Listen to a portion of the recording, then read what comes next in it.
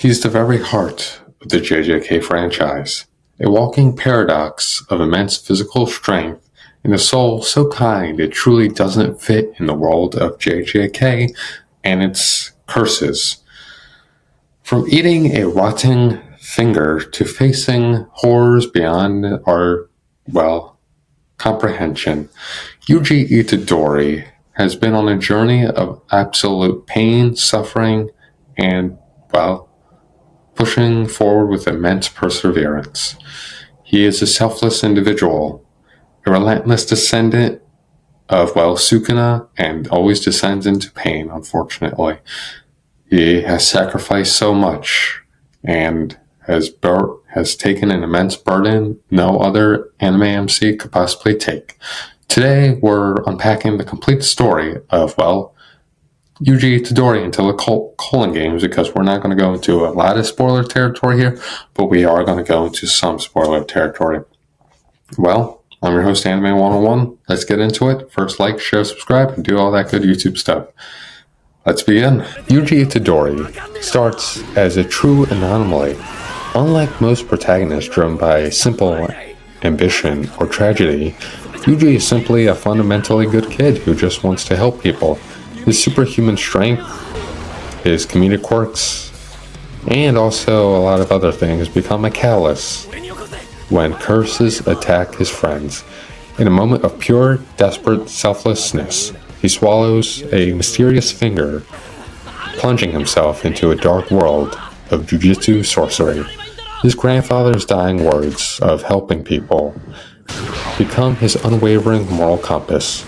His seemingly simple philosophy is what defines Yuji. He doesn't seek power for himself. He seeks to protect others. He doesn't hate curses. He hates what they do to people. This innate empathy is both his greatest strength and his greatest source of suffering. The initial plan from the Jujutsu higher-ups was to simply kill him immediately. It was Gojo Satoru, aka one of the goats, who saw his potential, not as Sukuna's vessel, as a chance to break the cycle of fear and sacrifice within the Jujutsu world. This very moment sets Yuji on a path where his life is constantly at stake. His very existence is a ticking time bomb. Now, the primary burden that Yuji Itadori carries is, Sukuna, the king of curses dwelling within his very soul. While Sukuna grants Yuji immense power, he is also a malevolent entity that constantly seeks to overtake him and slaughter others. This dual existence is Yuji's primary goal. But every time Yuji gives Sukuna control, or Sukuna takes over, Yuji is forced to witness unimaginable atrocities, knowing that his body is an instrument for destruction, chaos, and calamity. The Shibuya incident is definitely an ultimate example. Sukuna unleashed and massacred thousands of innocent people, beloved allies and friends, and also, Naname. Unfortunately, did die in Shibuya, but it was not because of Yuji, but I just thought we'd just throw it out there. Rest in peace. But yeah, Yuji is present for all of it. He is a helpless spectator in his own body, accumulating a mountain of guilt and, a crushing spirit that is bringing him down. This leads to one of Yuji's greatest struggles, the weight of responsibility and guilt. He believes that a cog in a larger destructive machine is him, a weapon that needs to be wielded to save others, even if that means his own sacrifice. He starts to view himself less of a person and more of a means to an end.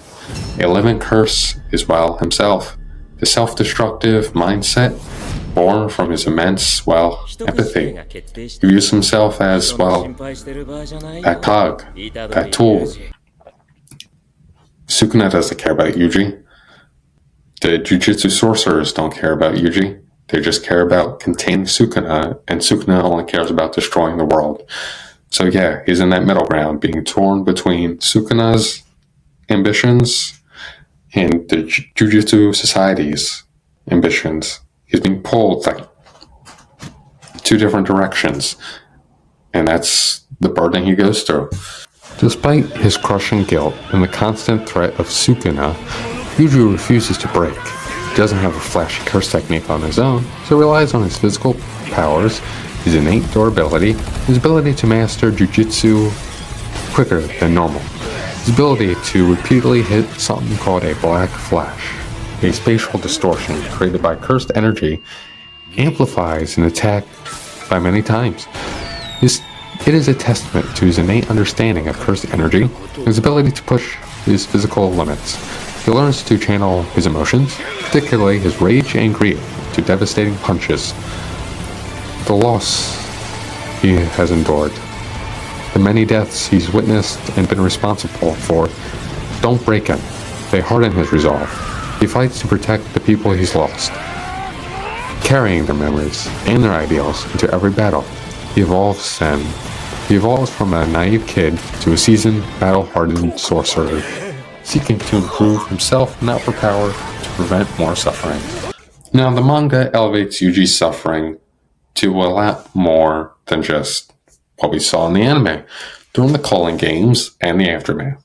Here, he is already in a fragile mental state. He is tested beyond anything we've ever seen. The Culling Games throws Yuji into battle. Not any battle. A battle royale, where he's forced to kill other humans/sorcerers to survive. This goes against everything he believes in.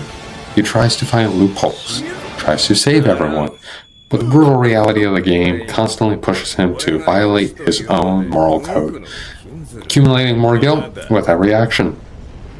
But the ultimate betrayal, the one that shatters Yuji's world, is when Sukuna forcibly takes over the bomb Megumi.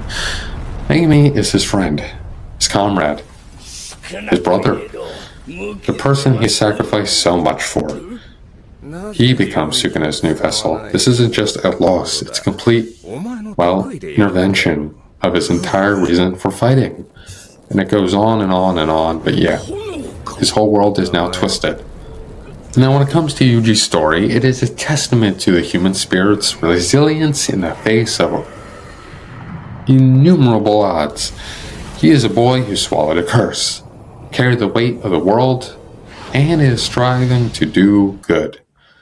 His unwavering empathy in a brutal world is truly something I think we all could inspire to be. We should all inspire to be that Yuji Itadori.